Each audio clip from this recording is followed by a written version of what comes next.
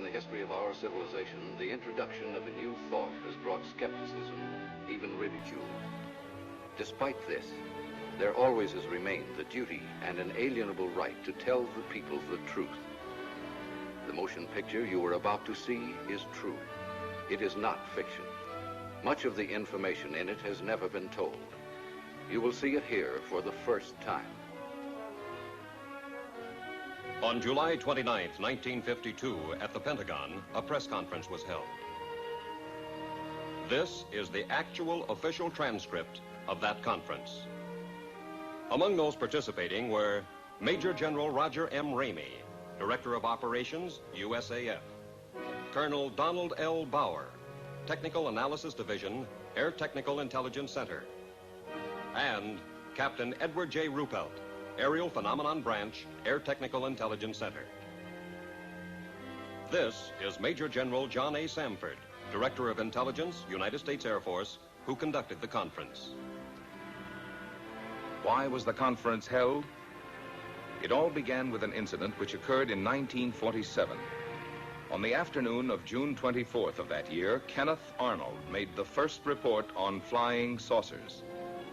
On this day, Arnold took off from Chehalis, Washington, and flew toward the Rainier Plateau at an elevation between 9,000 and 10,000 feet. Over Mineral, Washington, he observed a formation of very bright objects to the north. He radioed ahead that they appeared to be close to the mountaintops and traveling at tremendous speed. When Arnold came in for a landing at Pendleton, airport personnel and the local press were waiting for him.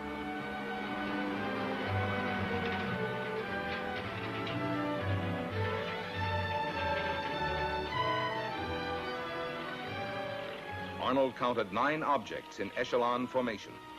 He observed that they had no tails and described them as saucer-shaped objects. The story was picked up by the wire services. He saw what? In the next 24 hours, virtually every newspaper in the country ran the story.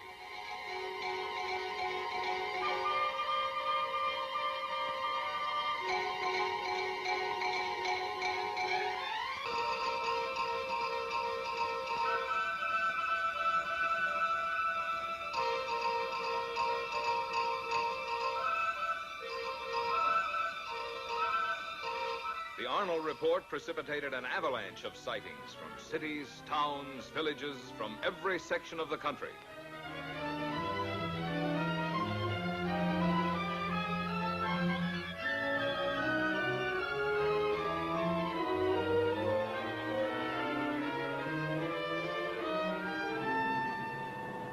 The commercial aspects of the saucer situation were not overlooked. Alert businessmen and manufacturers came up with all sorts of oddities. The practical joker moved in. Homemade saucers of all kinds and descriptions began to turn up promiscuously. Within a few months of the original saucer report, practically everyone in America was conscious of flying saucers. This man in the saucer, can you describe him? Well, sir, he was small and skinny. His head was pointed, came to a very sharp point. He had long green hair. His eyes were sort of purplish red. He had large ears which were formed like an antenna. His teeth were perfect, but spread far apart. And I noticed, too, a jacket of some sort of spun glass and bright red metallic hues. You say this all took place in a few seconds. Mr. Nagelschmidt, can you tell me what color tie I'm wearing? I'm sorry, sir. I didn't notice. You mean to say you can remember everything about this man from the spaceship, his hair, the color of his eyes, the clothing he was wearing, and yet, after all this time, you can't tell me the color of my tie? But you didn't come out of a flying saucer. Then, at approximately 1400 on January 7th, 1948, the Kentucky State Police reported to the Fort Knox Military Police that they had sighted an unusual aircraft or object flying through the air, circular in appearance, approximately 200 to 300 feet in diameter, moving westward. The provost marshal at Fort Knox called the commanding officer at Godman Air Force Base. call Flight Service at Wright Field. Determine if they have any experimental aircraft in our area. We have a report of an unidentified aircraft south of the field. It was about 13:15 when the tower controller in the Godman Tower received his instructions from the commanding officer. Right, Patterson? The PFC continued giving routine instructions to a light plane which was practicing takeoffs and landings. Flight Service. Captain Hopper, Flight Service. Flight Service is a clearinghouse. The positions of all military planes are carefully plotted so a minute-to-minute check may be made on their position, course, altitude, and speed. Flight Service to Godman Tower. We have no experimental aircraft in that area. However, we do have a B-29 and an A-26 on photo mission in that area. In the meantime, Lieutenant Cowan, the AACS, and the operations officer had arrived in the tower. They were joined by the intelligence officer and the executive officer. Upon hearing the information from Flight Service, the executive officer called Colonel Hicks, the commanding officer. Colonel Hicks, can you come over to the field, please? At about 13:50, the tower controller saw an object south of Godman Field and directed it to the attention of the tower. Lieutenant Cowan was the first of the group, after the tower controller, to locate it. He immediately directed it to the attention of the operations officer. After observing it for a moment, he picked up a telephone and put in a second call to the commanding officer. While he was putting the call through, Colonel Hicks arrived in the tower. It was now about 14:20. About 14:30, a flight of 4 F-51s being ferried from Marietta, Georgia to Stanford Field, Kentucky, was sighted south of the base. The commanding officer issued an order to contact the flight leader. Channel B and find out who's leading the flight. Godman Tower to leader, Flight 451. Godman Tower to leader, Flight 451. Come in. Captain Mantell, Flight Leader F-51 to Godman Tower. Over. Stand by for further instructions. Vector the flight into the area of the unknown. Vector Mantell on a heading of 210 degrees. Godman Tower to Captain Mantell. Come in, over. Mantell to Godman Tower. Over. Godman Tower to Captain Mantell. Investigate an unidentified object in your area. Your new course, 210 degrees. 210 degrees. Mantell to Godman Tower. Changing heading to 210. Wilco, out.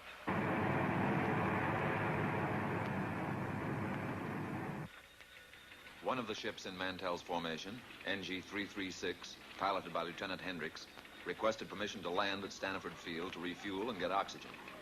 Permission was granted. Captain Mantell and the other two planes started to climb toward the object. The second pilot made a similar request. Both wingmen refueled and, after getting oxygen equipment, took off again. Captain Mantell, flying NG-3869, continued climbing, outdistancing his wingmen. At 14:45, Mantell called the tower. Mantell to Tower. I see it. Above and ahead of me. I'm still climbing. A few moments later, one of Mantell's wingmen was heard. What the hell are we looking for?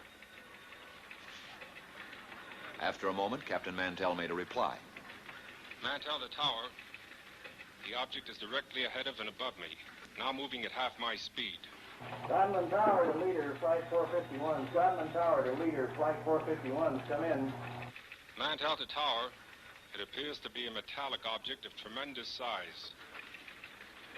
The object now was in visual view of the tower personnel. Mantell to Tower. I'm trying to close in for a better look. I'll go to 20,000 feet. Shortly after this, Pilot Hammond, the remaining wingman with Mantell, called Mantell over his radio. Level off, Captain, until I've regained visual contact. The personnel in Godman Tower waited tensely for Mantell's reply, but he made no answer. A moment later, Pilot Hammond made another report to the tower. Mantell seemed to have disappeared. Mantell had apparently climbed beyond his wingman. At 15:25, the remaining wingman broke off and returned to Stanford Field. The object, which was in visual sight from the tower, as were the F-51s during the chase, disappeared at approximately 1550. The F-51s were first lost to view, and then the object went behind a cloud. Godwin Tower to Captain Mantell. Come in. Over. This is Godwin Tower to Captain Mantell. Come in. Over. At 1750, Staniford advised Godman Tower that Mantell had crashed 5 miles southwest of Franklin, Kentucky. The crash had occurred at approximately 1645. Captain Mantell was killed.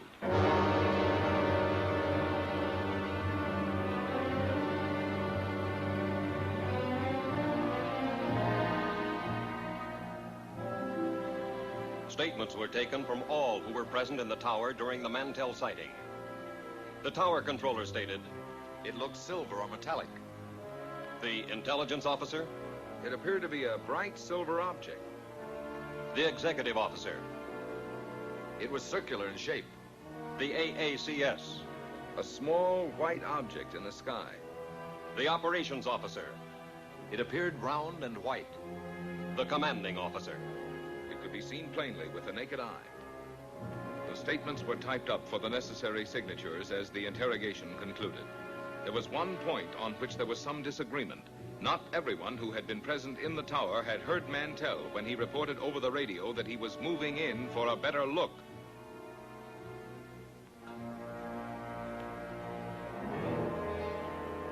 The more lurid sections of the press reported that fragments of Mantell's plane were found to be radioactive. Some news sources reported that an autopsy revealed that Mantell had been killed by some kind of death ray unknown to our men of science. These reports were false. Because certain publications persisted in using a sensational approach in reporting sightings, there were increasing demands from the public for an explanation. However, the Air Force had already taken official cognizance of the flying discs. Headquarters, United States Air Forces, issued a directive for a detailed study of flying disc reports. This project received a secret classification and the code name of Sign. Department of Air Force and Department of Army letters directed all respective subordinate units to report directly to Air Materiel Command all information concerning unidentified flying objects. And so Project Sign was implemented. Trained investigators were dispatched to the exact scenes of the sightings. After thorough on-the-spot interrogations, the reports were sent on to ATIC for further analysis. Utah, Washington, Norway, Sweden, Denmark, South Korea, Ohio, New Jersey, Oregon, Philippine Island, Louisiana, Alabama, Tennessee, Kansas, Massachusetts. As an example of the credible type of sightings reported by reputable, trained observers was the report of Captain Willis Sperry. What is your full name, Captain? Captain Willis Sperry. How long with American Airlines? 17 years. What was the date of sighting? May the 29th, 1950. And the time of sighting? 9:30 in the evening. The origin of sighting? 60 miles southwest of Washington, D.C. And the destination? Nashville, Tennessee. What was the visibility? It was unlimited. What was your altitude? 7,500 feet. Who of the crew first saw the object? The co-pilot called it to my attention as I had turned to reach for a map. The object was flying head-on at us. It was 50 times the magnitude of the brightest star. I immediately made an abrupt turn to avoid collision. As I looked to my left, the object appeared to come to a stop. Can you describe the shape of the object? It appeared as a perfectly streamlined object without wings or tail section, as it was silhouetted against the full moon. At all times, it had a brilliant, shimmering blue light in the nose. It was traveling at fantastic speed, and although it had passed off our left wingtip, it circled us in a matter of seconds and appeared off our right wing. There again, it stopped, and we watched it for several seconds. When again it started, it reversed its direction. We watched it for several more seconds until it disappeared in the east out of sight. Have you ever seen any other similar object, Captain? Never before or since.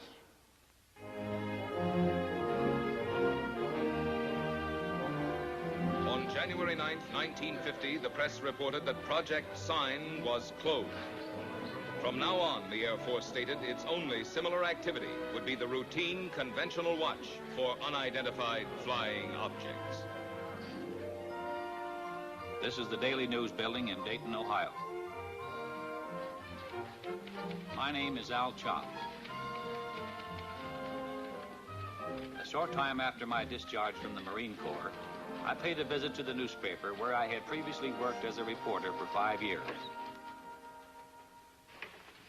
Well, Al, you rascal.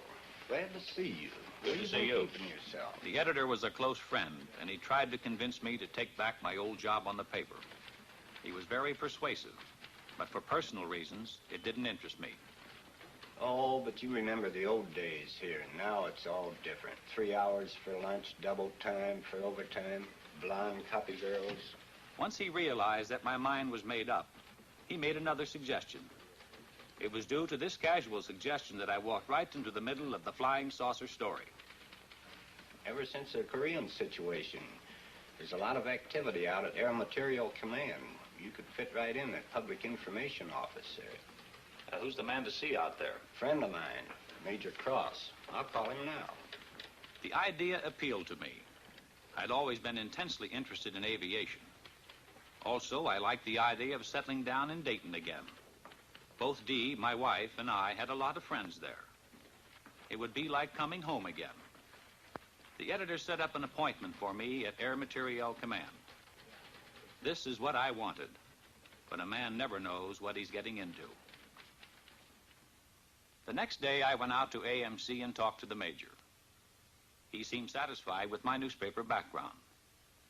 I was interviewed by a personnel official who filled out the necessary papers preliminary to an Air Force security check. Full name? Albert M. Chop, C-H-O-P. Age? 35. Married? Wife's name? Dolores. Children? Girl, age 11, boy 5.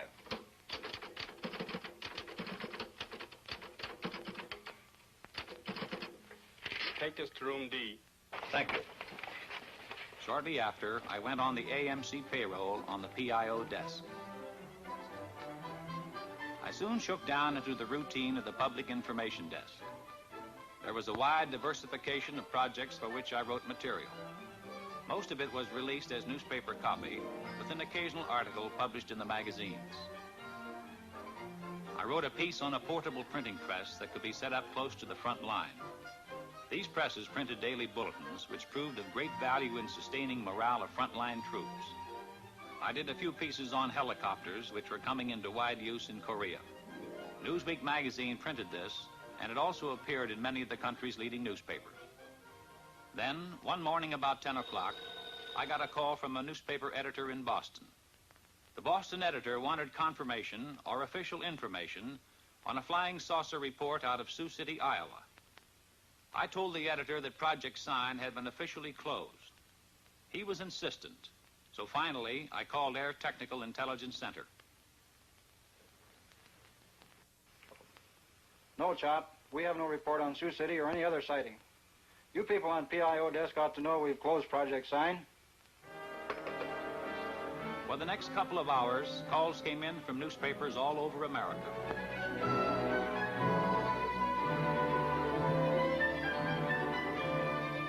Gradually, I was able to piece the story together. On the previous evening, a commercial airline DC-3 in Sioux City, Iowa, had requested clearance from the tower to take off. The tower held them up, informing the pilot that there was a light in the west that they thought might be a light plane. The tower stated that they were trying to contact it, but were unsuccessful. The tower was in contact with another light plane that was coming in for a landing. The DC-3, engines idling, stood by at the end of the runway until the light plane landed and taxied off the strip. The tower then gave the DC-3 pilot permission to take off.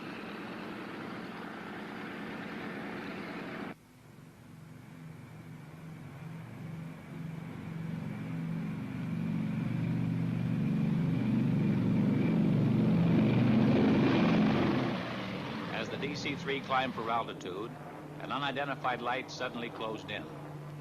This was the object that the tower unsuccessfully had tried to contact by radio. The tower observed this and radioed the DC-3, but the light had already been observed by both the pilot and co-pilot. Suddenly, the light accelerated and made a head-on pass at the plane, which swerved to avoid a collision. It zoomed past them, close to their wingtip. The pilot called the tower and described the object as a B-36 without wings. After being observed by several passengers, the object suddenly zoomed straight up and disappeared. About noon, 2 reporters came in asking for information on the Sioux City sighting. What's new on this saucer story, Al? We have nothing on it. Project Sign is closed. ATIC is no longer investigating these things. How stupid can they get? How can they drop an investigation when there are things going on like this Sioux City incident? Look, George, I don't make policy around here. I've got a job, and I take my orders just like everybody else. They insisted I make another call for verification with ATIC. I indicated to one of the reporters to pick up the extension and listen in, so he, too, could hear. Yeah, hello, Major. Al Chop. Couple of reporters here want some information on Sioux City. Look, Al, the answer is the same. The project is closed. I told you that before. Yeah, thanks, Major. You heard the man. This thing doesn't add up. Those men saw something up there. Oh, there's probably some simple explanation for it. Don't tell me you guys believe this saucer bunk. You're just sitting on a story, Al. Well, you believe what you like. But personally, I think this whole saucer business is pure, unadulterated bunk. One day, shortly after the Sioux City incident, I went over to get a story on a former German scientist. Area B was a maximum security section. The story appeared in the New York Times. I had obtained the background on the scientist from the files. He was formerly one of the top men at Peenemünde, Germany, one of the key figures participating in the successful development of the V-2 rocket. This scientist had succeeded in developing a 98.8% pure aluminum oxide. These crucibles were vital to our nation's defense. They were used to melt super-hard metals needed to build turbine blades for our jet aircraft. Tell me, young man, what new reports are you getting on unidentified flying objects? Flying saucers? Oh, they keep coming in every once in a while, but we don't take them too seriously. Oh, no? Of course not. It must be amusing to a man in your line of work to hear about all these screwball reports. It is my firm opinion that these sightings should be investigated most meticulously. You don't believe that these flying saucers actually exist, do you? And how can you be so certain they don't, Mr. Chop? Well, I just don't believe it. Our minds should be open on all subjects. Wrong conclusions are usually the result of lack of comprehensive analysis. Of course. Well, thank you, Doctor. I won't take up any more of your time. And I'll let you read the article before I send it in. Thank you, Mr. Chop. I'll be looking forward to it.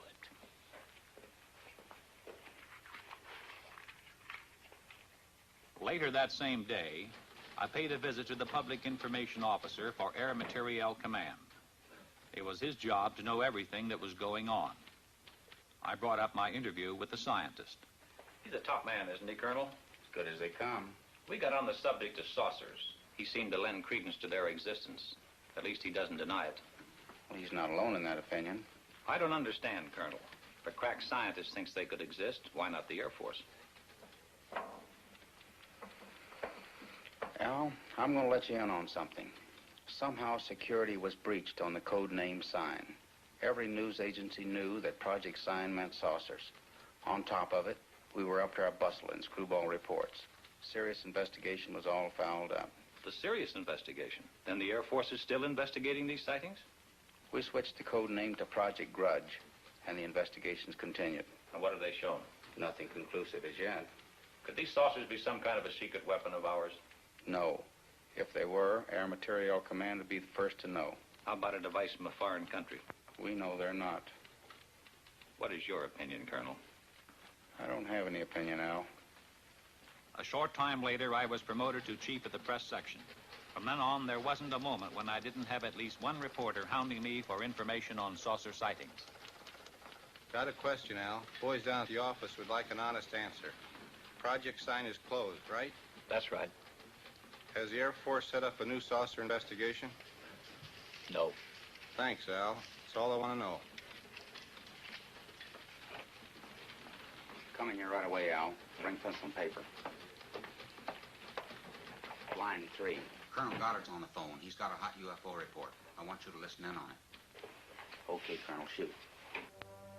Colonel Goddard, chief of the Air Force Photo Reconnaissance Laboratories, reported that 3 of his men flying a B-29 were tracking a weather balloon over Georgia. Suddenly, an unidentified flying object appeared and flew alongside the balloon. After a few moments, the object dived and made a pass at the balloon, then proceeded to disappear. When the balloon was recovered, it had a 6-foot rent in it. Colonel Goddard's men believed this unidentified flying object made the tear in the balloon. Goddard vouched for his men making the report, stating that they were highly experienced and reliable Air Force personnel. Thank you, Colonel. Think it could be a lightning bolt? Goddard wouldn't call that a lightning ball. Didn't any of his men have a camera? No, they were tracking it with binoculars. That's something I don't get, Colonel. Wouldn't you think that somebody, somewhere, would have shot a picture of one of these things? Oh, we've got plenty of photographs. But the trouble with still pictures is they're too easily faked. What about a motion picture? Could that be faked? Oh, trick shots are possible, but not without complicated and expensive laboratory equipment, highly skilled men. Even then, motion picture experts could easily determine fakes. That eliminates some joker faking a piece of motion picture film in his garage. It'd be practically impossible to get away with that. Well, I guess that's why you have no movies of them, Colonel.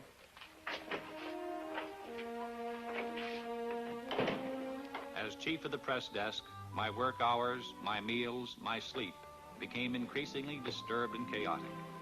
I saw little of my wife and children. Chip, my son, was at this time making periodic visits to a doctor in Dayton. How's Chip? I feel more hopeful with the new specialist. You look tired. Since you've gotten this new job, the children don't know their own father anymore. Yeah, sometimes I wish I were back on the newspaper. I was talking with Mrs. Collins today. She tells me her husband's cousin works with a man who swears he saw a flying saucer. I thought I told you that term was taboo in this house. Do you really think they might be from Mars or someplace? Look, honey, don't you get like the rest of those screwballs that I have in my hair all day. Every time some kid flies a kite, 50 different people see spaceships. Come on, let's get to bed. A few days later, the colonel and I were talking over routine press releases on a new type transport plane, when suddenly the colonel veered off at a tangent. By the way, there's a magazine fellow coming out here from New York to do a story. I want you to set up appointments with the people he'll want to see. Right. What magazine is he representing? Life. What are they after? He's going to write a piece about unidentified flying objects. Are you serious? Life was given clearance by the Air Force Commanding General. How come? When the General Staff makes a plan, they have the whole picture in view. We here at Dayton see only a smaller section. Pentagon has its reasons. Very good ones, most likely. When the life story breaks, we're going to have to fight our way in here through a milling mob of inquisitive reporters. No, Al, you won't. You won't be here. Colonel Searles on the Pentagon has requested you by name. He wants you to join his staff in Washington. Colonel, it's been swell working with you. But under the circumstances, I'll be delighted to get out of here.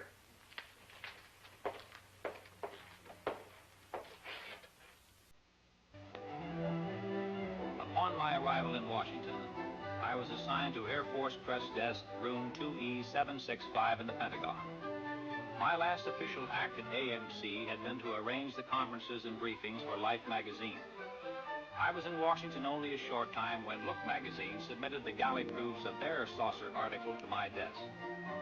I put the Look article through to security review. Now I felt free to settle down in my new job. I checked in with the press section of the United States Senate, House of Representatives, and Department of State. I paid the required visits to the information departments of the Army, Navy, and Marine Corps. I covered the Civil Aeronautics Administration and other agencies with whom I would be working in close contact. By now, I figured I was through with flying saucers for good. But the Pentagon had other ideas. Because of my previous experience, I was assigned to unidentified flying objects. I was back in the flying saucer business.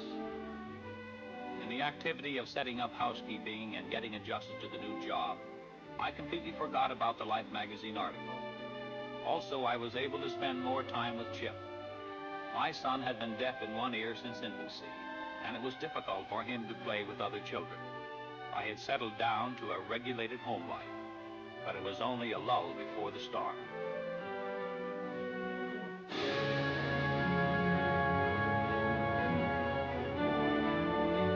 On April 7th, 1952, Life hit the newsstand with the saucer story. The question, if anyone ever had any doubt about it, was forcefully answered.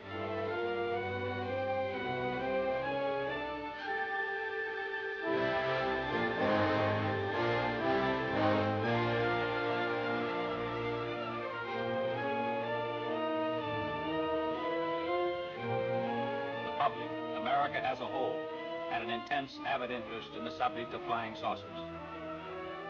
The first few days following the Life story were chaotic. Naturally, my desk was an exposed point, and I was under an incessant barrage by newsmen. Shortly after the Life story, Look's coverage of saucers hit the newsstand. Their story featured a saucer map, including a statement by the commanding general, U.S. Air Force, Hoyt Vandenberg. Vandenberg stated, "The Air Force is interested in anything that takes place in the air. This includes the aerial phenomenon commonly known as flying saucers.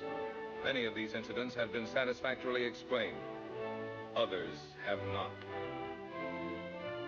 Project Grudge was expanded and augmented. The classified name Grudge was dropped. The new code name for the UFO investigative project was Blue Book. The general appointed Captain Edward J. Ruppelt of ATIC at Wright-Patterson as officer in charge of Project Blue Book. Ruppelt's department was designated as Air Phenomenon Branch Air Technical Intelligence. At Ruppelt's disposal was a large staff of distinguished scientists, both military and civilian. One day, Major Dewey Fournay of Current Intelligence Branch sent for me. "Will you come in here a minute, Al?"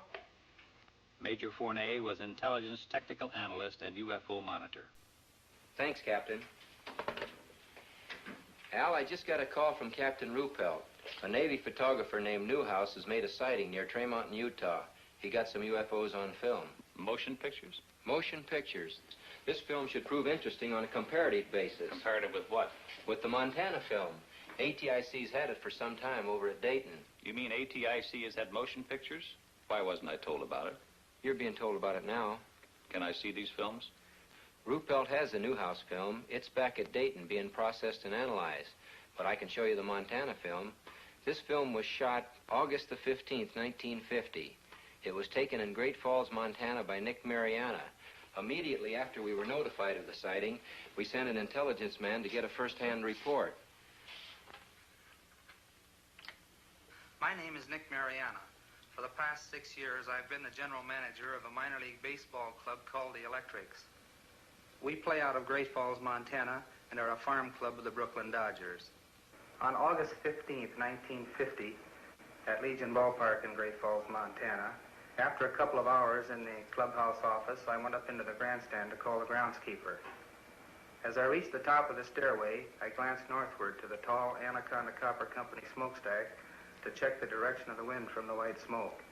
Force of habit, I suppose, because our outfielders use it as an indicator on defensive play. As I looked up, I saw two silvery objects moving swiftly out of the northwest. They appeared to be moving directly south. The objects were very bright and about 10,000 feet in the air. They appeared to be of a bright, shiny metal, like polished silver. Both were the same size and were traveling at the same rate of speed, which was much slower than the jets which shot by shortly after I filmed the discs. Suddenly, they stopped. It was then I remembered the camera in the glove compartment of my car. I raced downstairs, yelling for my secretary, Miss Virginia Ronick. The distance from the top of the stairway to my car is about 60 feet, and I must have made that in about 6 jumps. I asked my secretary if she saw anything, and she said yes, 2 silvery spheres. I unlocked the glove compartment of my car, took out the camera, turned the telephoto lens on the turret into position, set the camera at f/22, picked up the objects in the viewfinder, and pressed the trigger. The discs appeared to be spinning like a top and were about 50 feet across and about 50 yards apart. I could not see any exhaust, wings, or any kind of fuselage. There was no cabin, no odor, no sound, except I thought I heard a whooshing sound when I first saw them. As the film clicked through the camera, I could see the objects moving southeast behind the General Mills grain building and the black water tank directly south of the ballpark. I filmed the objects until they disappeared into the blue sky behind the water tank.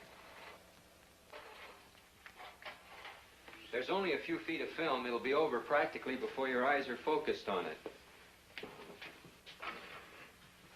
Now remember, there's only a few feet of film, so watch closely. I still had my doubts, but I must admit I felt an excitement about seeing actual motion pictures of unidentified flying objects for the first time. Ready? Ready.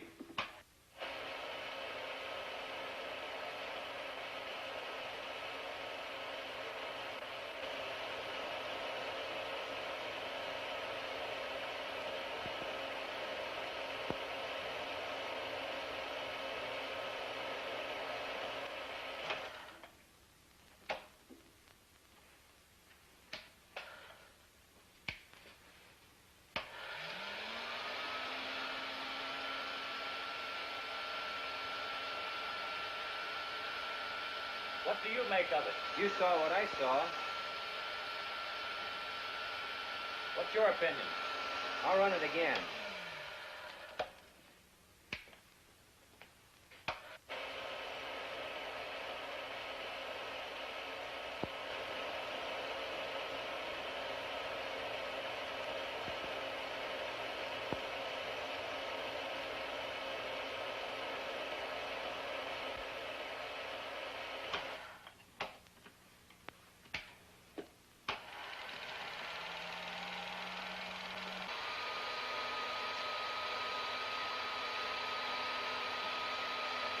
Do you have a transcript on Mariana?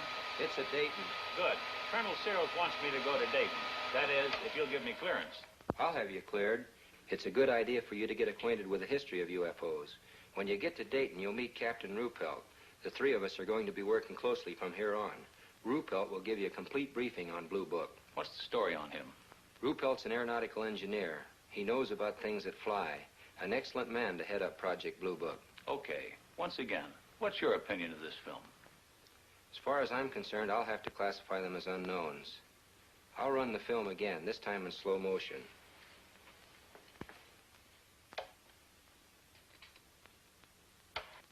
This time I strained my eyes to study the film.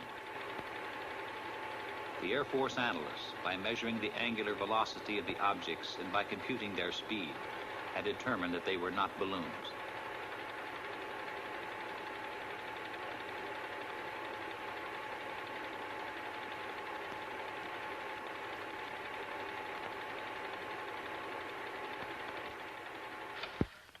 Well? There was something up there in that sky. And if they were not balloons, I don't know what to think. You better get going to Dayton.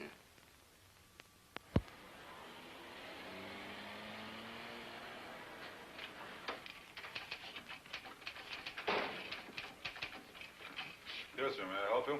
I'll chop to see Captain Ruppelt. Captain's right over there, sir. Thanks. Captain Ruppelt, I'm Al Chop. Have a seat, sir. Major Fernay lured me you're arriving. You've got the green light here. Where would you like to start? As a springboard, I suggested that he brief me on the general outline of how the organization handled reports on UFOs. Ruppelt began to fill me in on the baffling saucer problem, including a breakdown on the reported sightings supplemented by graphs. There were literally hundreds of cases where Air Defense Command pilots had attempted to intercept UFOs. There were sightings where UFOs had been tracked by ground radar, airborne radar, ground observation, and combinations of all these elements. I accompanied intelligence officers on investigations. I witnessed the difficulty in breaking down and gaining the confidence of those who were reluctant to talk about their experiences for fear of personal ridicule and embarrassment. Others were cooperative. I observed the technique of thorough interrogation used by Blue Book's analysis and investigative staff. In almost every case, I heard the same words used to describe the sighting. These words were lights and metallic objects. There were reports by reliable, competent observers, including high-ranking Air Force and Navy flyers, civil engineers, and scientists. I learned that the staggering total of over 3,500 reports had been received. Quite a few of these sightings are unsolved. Approximately 85% of the sightings are designated as solved. According to this document, 14.3% of all sightings are officially designated as unknown. The newsmen keep hitting me with the unsolved cases. Anyway, solved is a big word. How do you solve them? There's nothing hit or miss about it. I'll show you. On December 1st, 1952, between 4:30 and 5 o'clock in the morning, several major airports in this area reported a single round object. It was flashing, first white, then white-orange, then amber. It was observed northwest of this central point at an angle of 15 degrees above the horizon. Remember that 15 degrees. It's important. Reports arrived here from Teterboro Airport, Westchester Airport, Newark Airport, LaGuardia Airfield, Idlewild, and Mitchell Field. This flashing sphere of light was also observed by an Eastern Airline pilot who radioed in his report. Various observers at all these airports watched the object through high-power binoculars. When the report arrived here, we checked the weather in that area with Air Force Weather Bureau. That night, at that time, there was no temperature inversion. We got in touch with Navy Balloon Project Center at the University of Minnesota. That gave us an exact schedule of balloons released from that center.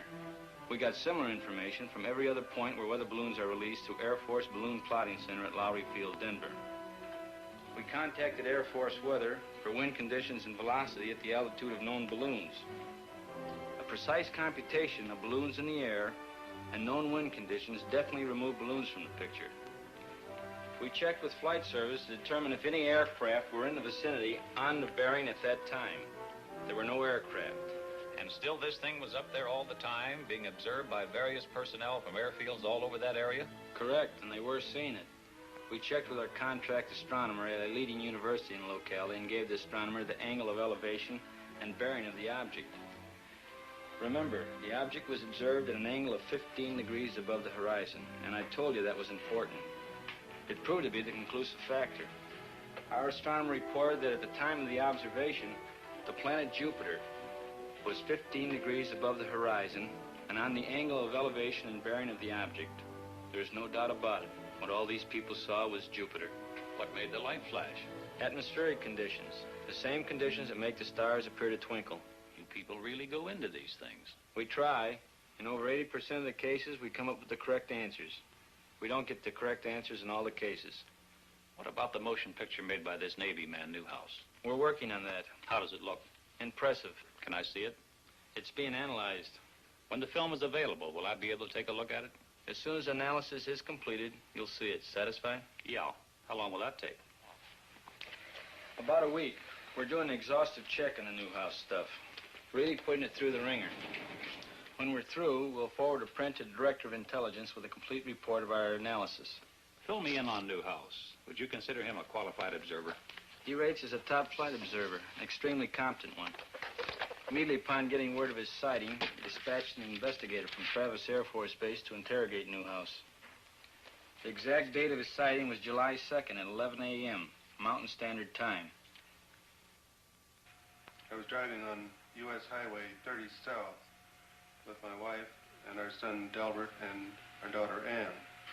We were on our way from Washington, D.C. to Portland, Oregon on vacation before reporting to my new duty station at the Aviation Supply Depot, Naval Supply Center, Oakland, California. About 7 miles after we passed through Trail Mountain, Utah, my wife noticed a group of objects in the sky which she could not identify. I pulled over to the side of the road, stopped, got out, looked up, and saw the objects. There were about 12 of them in a rough formation, proceeding in a westerly direction. They were like nothing I'd ever seen before, although I've logged some 2,000 hours in the air. They were identical in appearance. How would you describe these objects? Like two saucers, one inverted over the other. I had no means of judging the altitude. It appeared to me to be about the size of B-29s at 10,000 feet. Did you photograph them immediately? I watched the objects for a few moments before getting my camera out of the suitcase. Then I lost more time getting film out of the second suitcase and loading the camera. When I first saw the objects, they were almost overhead. By the time I had the camera ready to go, they had moved to a considerably greater distance. What kind of a camera did you use? A 16mm Bell & Howell Filmo Auto Loadmaster with the 3-lens turret. I selected a 3-inch lens and set it on f8 and focused at infinity. Did you think of using slow motion? No, the camera was set on 16 frames per second, and in the excitement of the moment, I didn't think to shoot at a greater rate, although that would have improved the coverage. I centered the viewfinder on the objects and made the first shot. Then I decided that if the sky were darker, the objects would show better. So I stopped the lens down to f16 and continued photographing. This proved to be a mistake, as the quality of the film would have been better had I left it at f8. Did these objects remain together in a group at all times? No. Toward the end, one object reversed its course and proceeded away from the rest of the group. I held the camera still and allowed this single object to pass through the field of view, picking it up again later in its course. Did this single object return to the rest of the group? No. I allowed it to pass through the field of view of the camera 2 or 3 times, and then it disappeared. In what direction? Over the eastern horizon. What did you do then? I turned, swinging the camera just in time to see the rest of the group disappear over the western horizon. What was the weather? The weather was bright and cloudless. Visibility good? The visibility was excellent. How does this film you shot compare with what you saw with your naked eye? You have studied the film. Yes, I've studied it. I'm very disappointed. The film falls far short of showing what I saw with the naked eye, due to the delay in getting the camera started and my error in exposure. If I'd had this camera in the seat beside me, loaded and ready to go, there'd be no need for questions. The Air Force would have the answer. What is your full name, please? Delbert Clement Newhouse. And you are on active duty with the Navy? Yes, sir, I am. What is your official Navy rank? My title is Chief Photographer. I'm a commissioned warrant officer, United States Navy. How long have you been in the service? 21 years. Now, is there anything you can add to the description of these objects? They had a bright silvery color. Can you describe some particular detail? They had a metallic appearance. They seemed to be made of some kind of polished metal. The Newhouse film, as I told you, is presently under analysis. Sergeant, would you get me the Fargo case? The Fargo sighting was October 1st, 1948. A National Guard lieutenant, thank you, a National Guard lieutenant was about to land his F-51 at Fargo Airport.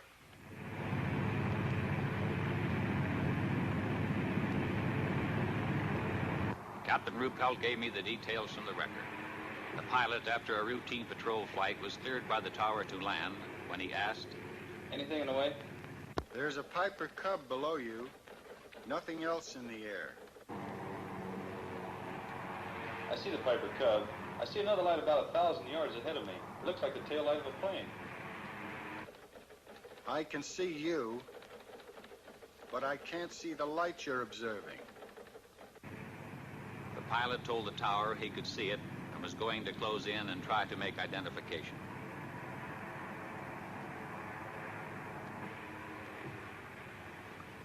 I can see it clearly now. A small white light. It keeps blinking on and off. As he approached it, the blinking light became clear and steady. Suddenly, it pulled into a sharp left bank. I think this thing is going to make a pass on the tower. I see it now. I see it. The pilot dived on the light And although he brought his manifold pressure up to 60 inches, he reported, I can't seem to catch up with the thing. It's gaining altitude and has just made an impossible turn. A 90-degree turn to the left.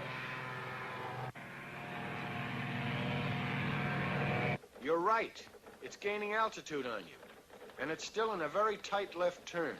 By that time, they were at 7,000 feet, when, suddenly, the light made a 90-degree right turn. It's headed straight at me. The light passed directly over your canopy at, I estimate, about 500 feet. The object suddenly shot straight into the air. The pilot followed it to 14,000 feet when his plane went into a power stall. The object disappeared. The chase had lasted approximately 27 minutes. The officer in the tower was the airport traffic controller. The lieutenant was an instructor for the French during the Second World War. He said he was sure there was an intelligence behind the movements of the lights. He stated, too, that no earthborn pilot could have withstood the G-factor inherent in the object's turns and speed without blacking out. Was there radar at the field? No, there wasn't. Too bad. Radar would have made it airtight. Not necessarily. I thought a radar return was indisputable evidence. No, it isn't. Are you a radar expert? No, I'm not, but I have one on tap. Give me extension 361. We have a team of 3 radar analysts here in Air Phenomenon Branch. I want to talk to Win Swanson. All radar reports received here pass through this radar analysis division. Swanson? I have a man here from the Pentagon. He's cleared. Wants to know about radar. Okay. The field's socked in solid with fog, but he'll take you over to GCA.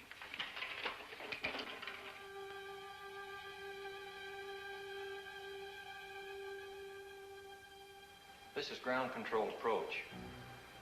With zero visibility, GCA picks up the aircraft coming in, and by means of the pips on their scope, can talk them into a landing. Now this scope here gives the aircraft in the area. This scope here tells you whether you're to the right or the left of the landing strip, and that one there tells you whether you're too high or too low.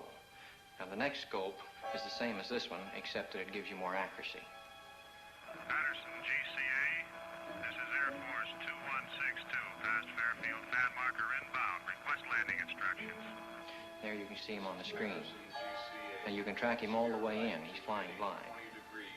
Steer right to heading 20 degrees and begin descent to 1,500 feet. This is Air Force 162, steering 20 degrees, descending to 1,500. Over. Air Force 162, the weather at Patterson Field is 100 feet ragged ceiling. Visibility 1/2 mile. Light rain. Wind southwest 6. Altimeter 998. If you can see it on radar, there can be no question about misinterpretation. In this case, no. These are good, solid blips.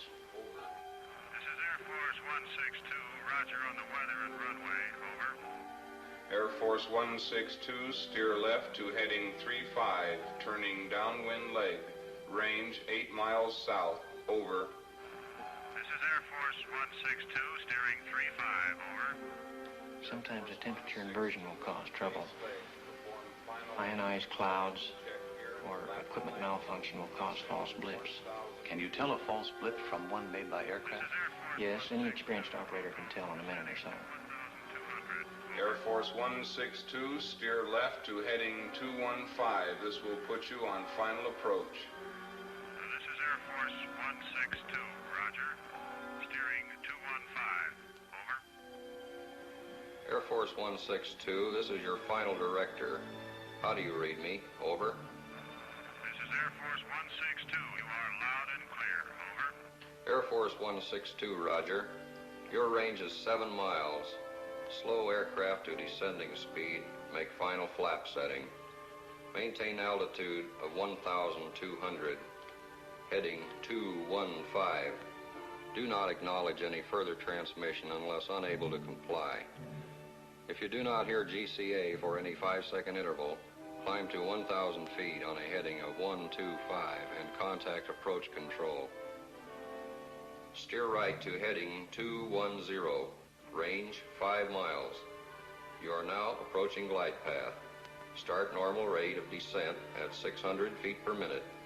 Entry to glide path good. Steer left to heading 212. Range 4 miles. Go above glide path 10, 15, 25 feet high. Increase your rate of descent slightly. Heading 212. Holding you on the center line. Holding 2 feet high on glide path. Check that descent. Steer right to heading of 213. Range now 3 miles. Holding glide path very well. Go below glide path 10, 20, 30 feet. Level off slightly. Steer right to heading 214. Coming back nicely to glide path. 25, 20, 15 feet low.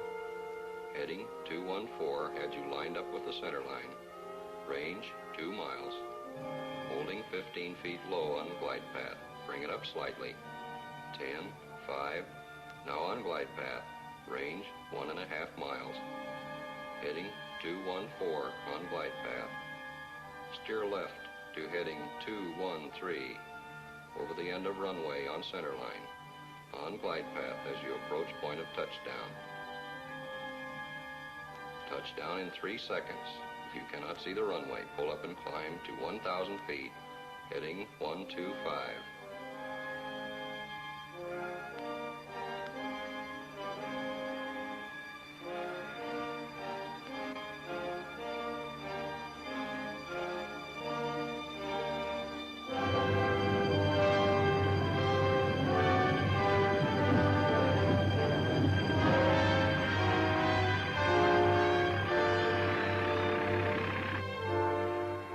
Safe at home.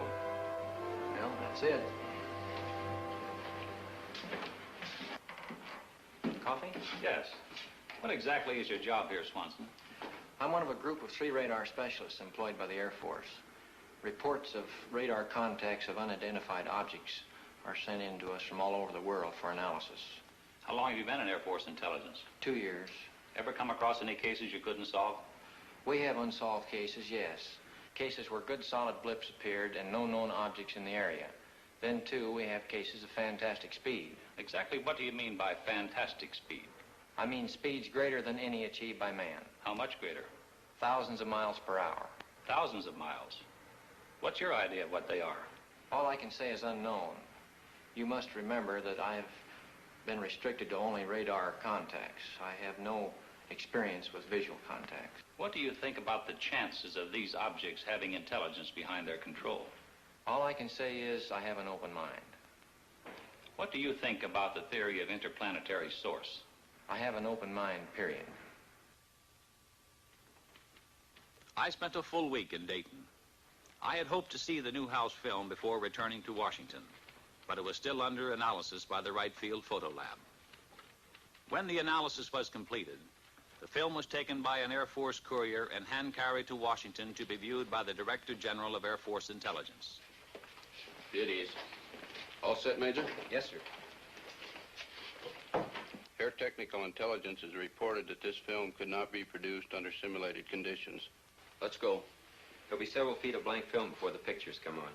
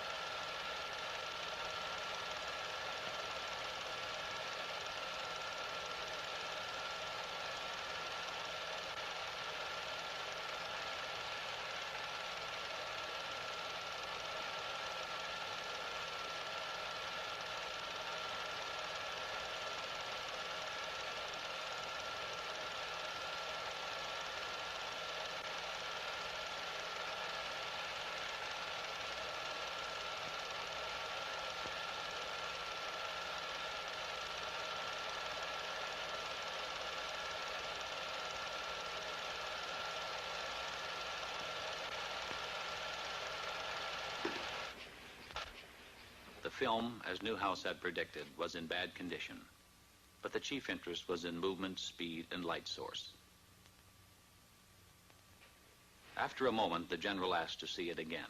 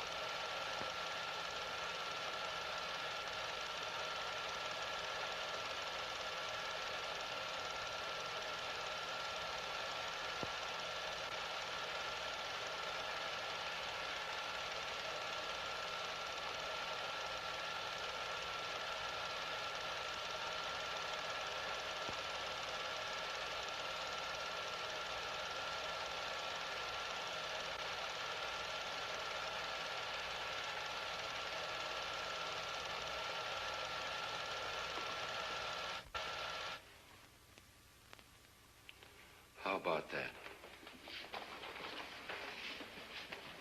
Those were the only words spoken in the room. How about that? A few days later, Major Fournay had some news for me. We got the analysis of the Newhouse film from Air Materiel Command. What does it show? Not birds, not balloons, not aircraft, not faked. With the telephoto lens used, weather balloons within 5 miles distance could have been determined on the film. At a greater distance than 5 miles, they could not attain the speeds calculated. Within a 5-mile range, an aircraft of 40-foot wingspan could have been clearly determined. In excess of 5 miles, the speeds of the objects are greater than aircraft could achieve, except in a straight-line speed run. No bird is sufficiently reflective as to cause the film to react as strongly as it is done. If they're not birds, not balloons, or aircraft, and the film isn't faked, what can these things be? The official conclusion is unknowns. The Newhouse film was only the overture. A few minutes before 1 a.m., July 20th, 1952, the curtain on the first act of the Washington drama went up. The unknowns moved in for the first time over the national capital. I had always regarded myself as a man with an intuitive nose for news. So, through the first Washington sighting, while the saucers hovered over the city, I was in bed, sleeping soundly through it all. When I reached my desk that morning, we were flooded with newspaper queries. Telephones were jangling throughout the day. Irate editors from all over the country were insistently demanding more specific information. Newsmen from the wire services, reporters from local and out-of-town newspapers were hemming me in, belaboring me with questions for which I had no answers. For the first couple of hours, we at the press desk had a terrible time getting the story straight ourselves. But bit by bit, I managed to piece it together. There had been both visual and radar contacts. Andrews Field, the Air Force installation, had radar returns similar to those on the CAA radar. Jets had been scrambled in an attempt to make an intercept of the UFOs, but they had not been successful. The week after the Washington saucer sighting was a mad, chaotic one. The story was headlined from coast to coast. As the PIO man assigned to answer saucer questions, I had been under an incessant barrage of inquiries day and night by newsmen. I could get no sleep, no rest at all. Among other things, the Washington Daily News published an interview with Harry G. Barnes, Senior Air Traffic Controller, Civil Aeronautics Administration. Barnes stated, "There is no other conclusion I can reach but that for 6 hours on the morning of the 20th of July, there were at least 10 unidentifiable objects moving above Washington. They were not ordinary aircraft. I could tell that by their movement on the scope. I can safely deduce that they performed gyrations which no known aircraft could perform. By this I mean that our scope showed that they could make right-angle turns and complete reversals of flight. Nor, in my opinion, could any natural phenomena account for these spots on our radar." Then, exactly a week later, it really broke loose. It was the night of July 26, 1952. At 10:30 p.m., I received a phone call from Ray Nathan at CAA. Hello. Chop? Yeah. Ray Nathan, get down here right away. What's up? The radar at Washington National is picking up unknowns. Again? The press is hounding me for a statement. I don't know what to tell them. Dee, bring my coat and the car keys. Stall them off. I'll be right over. A couple of guys from Life magazine are here with a camera. Stall them, too. What's the matter? Radar is picking up unknowns over the capital. Don't wait up. At 11:10 p.m., Major Forte received a call from Lieutenant Colonel Thomas, Air Force Intelligence Duty Officer at the Pentagon, informing him of what was going on at Washington National. As I raced to the airport, I kept glancing up through the windshield, expecting to see the things, but everything seemed normal.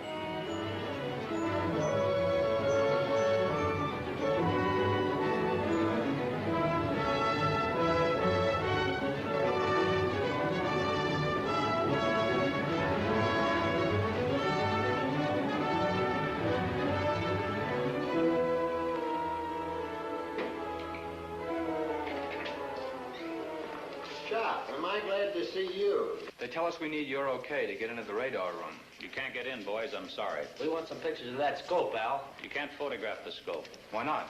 It's under security measures. Classified wavelength, classified code names. Here we are in the biggest story in history, and you're keeping us out. Sorry, but that's the way it's got to be. Then we're going over your head, Al. Colonel Dick Searles. You can reach him at Metropolitan 89898.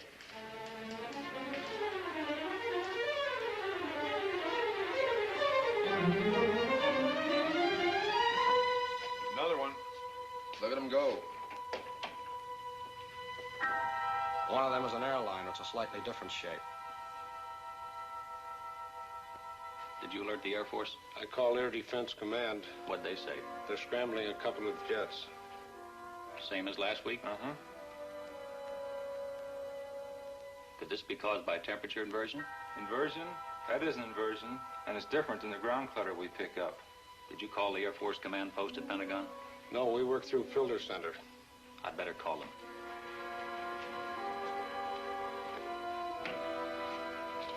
Get me the Pentagon Air Force Command Post. This is Al Chop. I'm at Washington National. Have you heard about the unknowns here tonight? We've been alerted. There's a blue flight on the way there right now. Okay. Washington Control to Flight 639, come in. Flight 639 to Washington Control, over. Washington Control to Flight 639.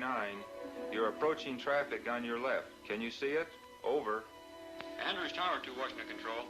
We show an unknown just to the left of Flight 639. Flight 639 to Washington Control. We can see that traffic on our left, over. Washington Control to Flight 639. What does the traffic look like? Over. Flight 639 to Washington Control. It's a light, a blue-green light, over. Washington Control to Flight 639. Can you make out what type of craft it is? Over.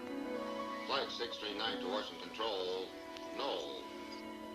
We can just see a light, a blue-green light, over.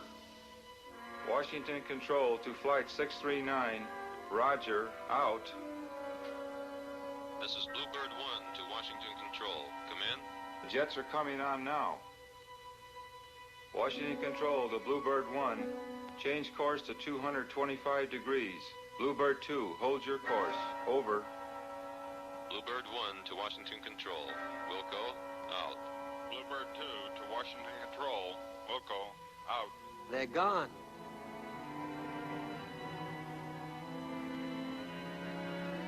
Andrews Tower to Washington Control. All our unknowns vanished shortly after the jets appeared. Do you still have any of the unknowns? Over. Washington Control to Andrews Tower. The same thing happened here. Out. Washington Control to Bluebird 1. All the unknowns have disappeared. You say those returns are the same as those you got last week? The same as last week. At this point, Major Fournet arrived with a Navy electronics intelligence officer. Gone? Like that. As soon as the jets came on the scope, the unknowns left. Bluebird 1 to Washington Control.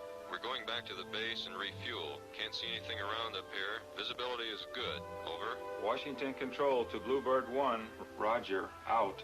Were they good returns? Good returns. Has the set been checked for malfunctions? The radar equipment is in perfect operating order. They're back. Andrews Tower to Washington Control. They're back. Just as the jets left our scope. They dropped back in again out of nowhere. You got them? Over. Those blips are solid. They're good and solid. Washington Control to Andrews Tower. Same thing happened here. Get me the Pentagon command post. They're all over the scope. 2 in the northeast quadrant, 4 in southeast quadrant, 3 in southwest quadrant, 3 in northwest quadrant. Over. This is Major Fournet calling from Washington Control. Radar is picking up 14 unknowns again. The chief controller tells me the unknowns disappeared from the scope as soon as the jets came in and were picked up again when the jets left. The Navy Electronics Intelligence Officer confirms that the unknown blips are good and solid. I recommend a couple of more jets be sent up immediately to investigate. Yes, sir. Andrews Tower to Washington Control. That's the way we had them. One just moved from the northwest quadrant into the southeast quadrant. It stopped over the White House. They're scrambling a couple of more jets. Washington Control to Andrews Tower. Roger on the change. Now it's moving back. Do you get it? Over. It's back in the northwest quadrant. Over. Washington Control to Andrews Tower. Roger. We've got a scramble out. What are those? Slight temperature inversion. You can see the difference in the returns. One strong, the other weak. These unknowns are solid objects. Red Dog 1 to Washington Control. We're approaching the area. Over. Washington Control to Red Dog 2. Change course to 265 degrees. Washington Control to Red Dog 1. Change course to 114 degrees. Over. Red Dog 1 to Washington Control. We'll go. Out. About 4:30 a.m., Major Fournet received a long-distance telephone call from Robert Ginnah of Life magazine. He wanted permission for his people to interview the pilots of the first scramble at Newcastle. Major Fournet decided that under the circumstances it would be wise for him to take the call. Washington Control to Red Dog 1. Change course to 315 degrees. Over. Red Dog 1 to Washington Control. We'll go. Out. Washington Control to Red Dog 1. Come in. Red Dog 1 to Washington Control. Over. Andrews Tower to Washington Control. Our scope shows Red Dog 1 is right in the middle of the unknowns. Washington Control to Red Dog 1. Can you see anything on either side or to the front of you? Over. Red Dog 1 to Washington Control. Can't see anything. Wait a minute.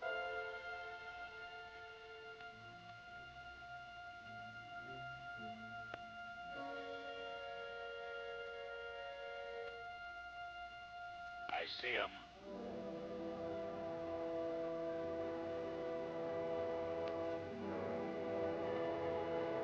Yeah, I see him.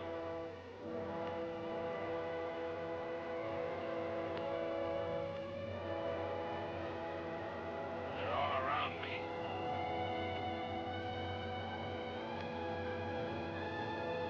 They're moving in on me.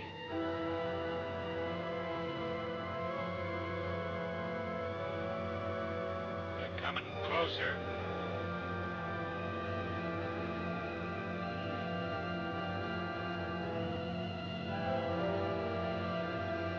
They're coming closer. They're coming right at me.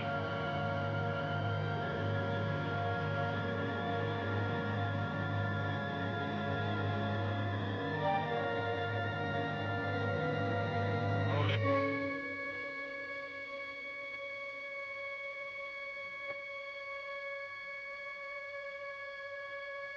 They're moving off.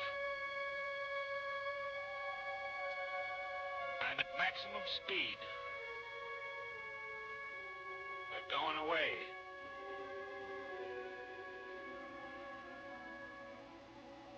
They're gone. I can't see them.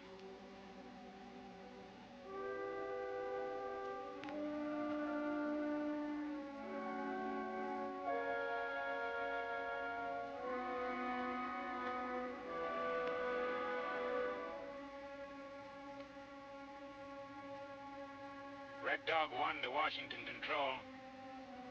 I've been given permission to return to base. Over. Washington Control to Red Dog 1.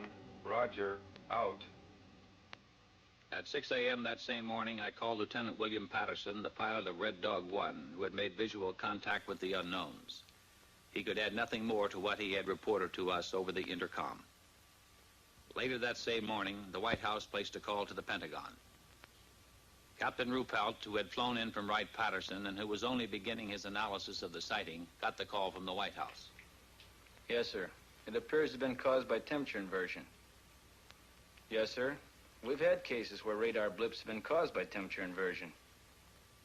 This was Captain Ruppelt's report to President Truman. But Captain Ruppelt had not been present at the Washington sighting. It wasn't until later that he learned there had been both visual and radar contact with the unknowns on that night. On Monday morning, an avalanche of calls from newspapers throughout the nation jammed the trunk lines at the Pentagon. The relentless pressure continued. We admitted radar contacts from the 3 surrounding airfields. When did the saucers first appear? 9 p.m. How long were they under observation? 6 hours. How many were there? 14. Could the pilot see any details? No.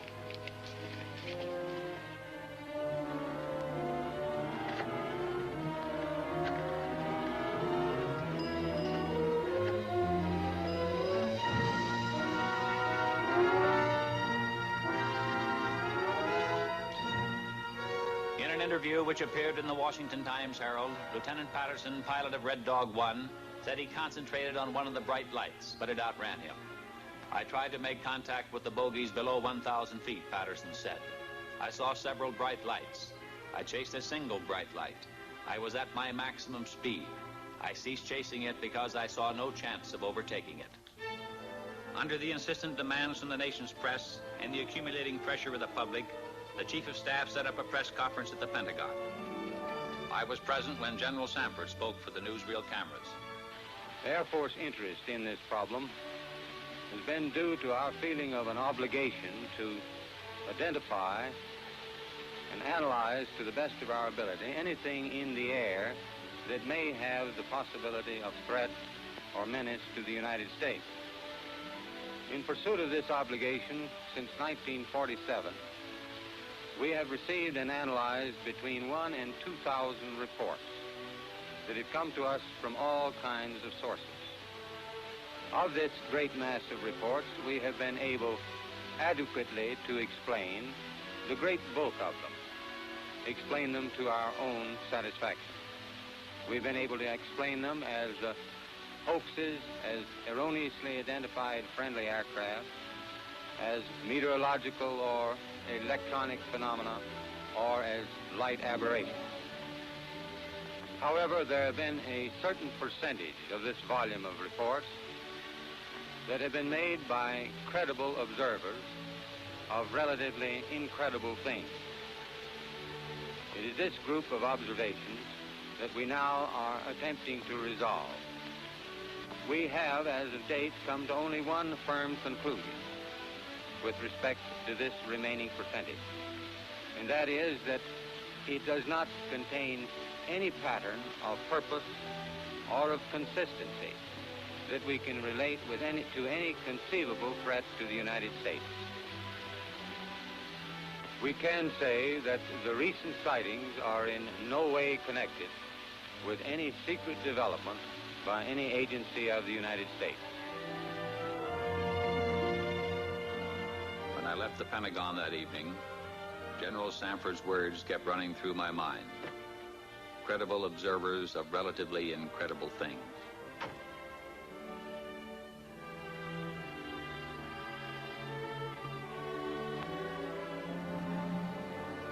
The theories of the skeptics could not stand up to the actual experiences of high-ranking military personnel, radar experts, airline pilots, and other responsible witnesses referred to by General Sanford as credible observers.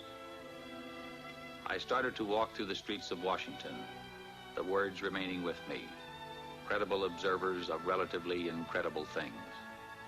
I recalled, when I first joined the project at AMC, how I regarded with disbelief the whole subject of flying saucers. But piece by piece, the evidence had crystallized, until now, in my opinion, there was no doubt as to their existence. Now, so far as I was concerned, it was no longer a question of whether or not there were unknown objects flying in our atmosphere. For me, the only questions that remained were, what are these objects? Where do they come from? To me, the evidence indicated intelligence behind their control, and by now the belief that their source was interplanetary was no longer incredible.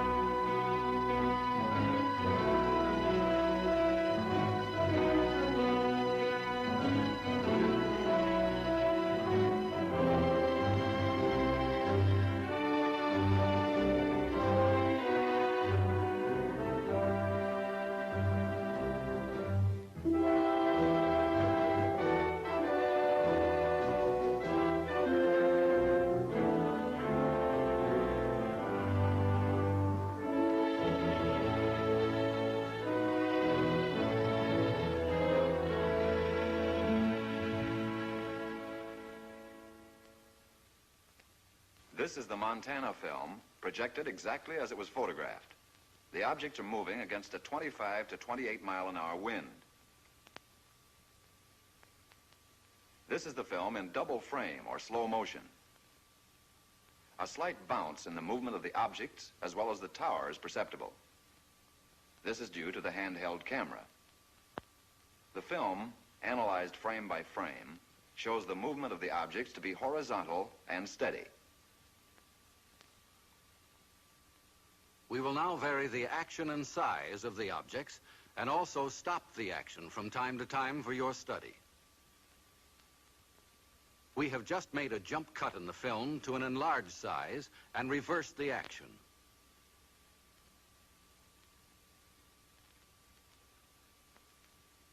You are now seeing the objects exactly as they were photographed, but from a closer perspective.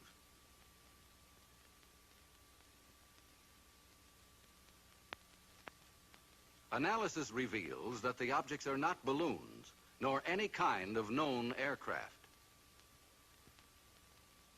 The images are very different from those produced by any kind of birds at any distance.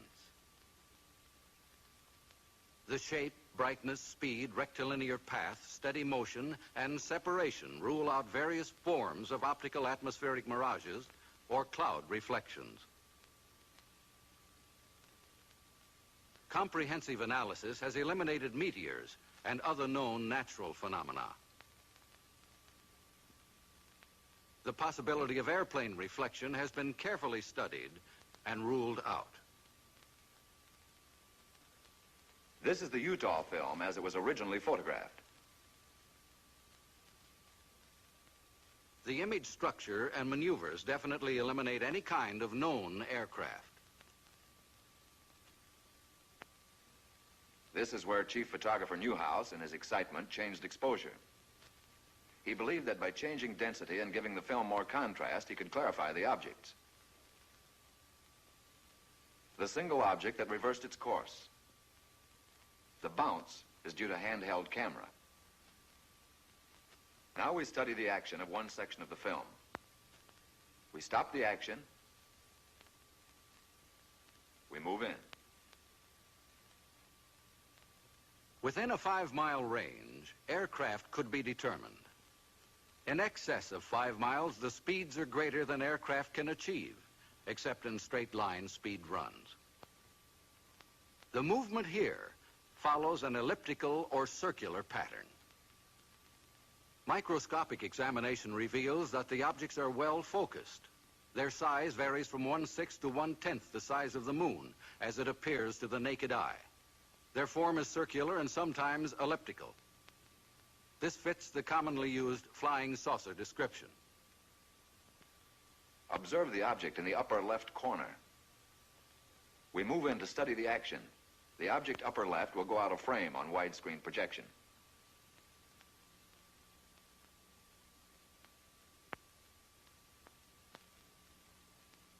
Observe the motion of the two objects upper right as we rock them back and forth.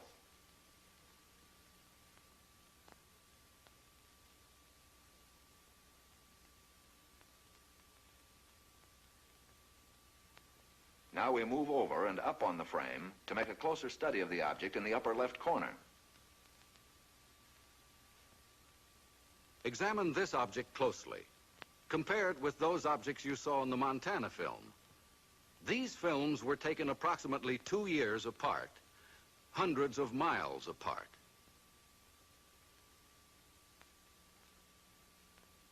We drop back to the original perspective and resume. Now the section of the film where photographer Newhouse changed exposure. Weather conditions, together with the persistence and motion of the formations, eliminate the possibility of atmospheric mirages. Photogrammetric experiments have shown that the images cannot be associated with any kind of birds at any distance. Stop.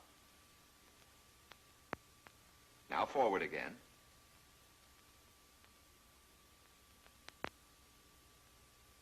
Stop.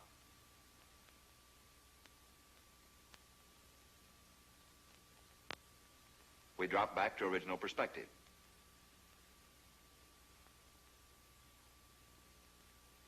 Now once again, and for the last time, the Utah film. The objects cannot be associated with any known balloon observations. For the last time, the Montana film.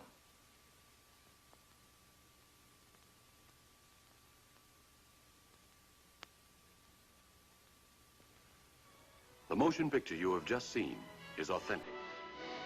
It is substantiated by documentation, eyewitness accounts supported by affidavits, and official government reports. The evidence has been presented to you with integrity and objectivity to establish the fact that unidentified flying objects, commonly known as flying saucers, do exist.